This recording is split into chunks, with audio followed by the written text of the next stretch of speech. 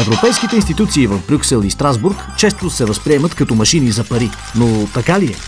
Да започнем с комисията в Брюксел. Нейният председател е нещо като премиер на Европа. Месечната му заплата е 26 800 евро. Това е най-високата месечна заплата в Европа. Повече от заплатата на германския канцлер и 10 пъти повече от месечната заплата на словашкия премиер. Председателят на комисията взима повече дори от президента на Съединените американски щати. И още. Освен основната си заплата, той получава надбавки 3700 евро за жилище в Брюксел и 1400 евро представителни средства. Така сумата достига 32 000 евро месечно. В същото време, бюджетът на Белия дом е 260 милиона евро на година. Един летателен час на Air Force One струва 166 000 евро, което не включва други разходи за следване на всяка стъпка на президента. За сравнение, председателят на комисията пътува по-евтино. Той използва граждански полети, за да посещава 28-те страни членки. А когато графиците съвпаднат, пътува за важните срещи заедно с други премиери. И така. Добрата новина е, че ръководителят на Европейската изпълнителна власт не струва толкова много. Но Европа има двама председатели. Освен на комисията, има и председател на Европейския съвет. Той получава същата заплата. Така че председателите са двама. Двама на цената на двама.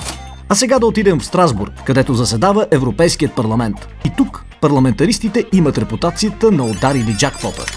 Избирани за 5 години 751 депутати на Европейския парламент от 28 националности гласуват новите европейски закони.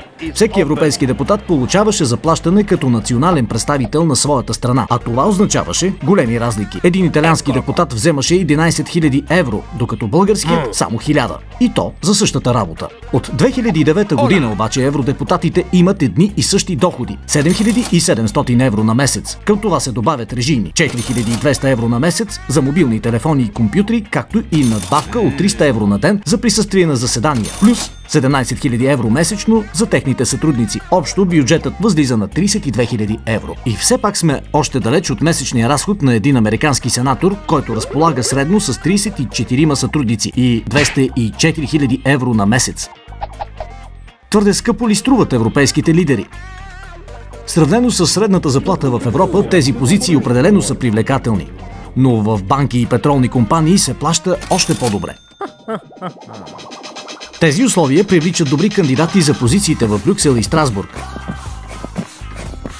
Не винаги, а това спомага за подобряване на качеството на вземаните решения. А колкото повече печели човек, толкова по-малко е изкушен да вземе нещо под масата. Поне на теория.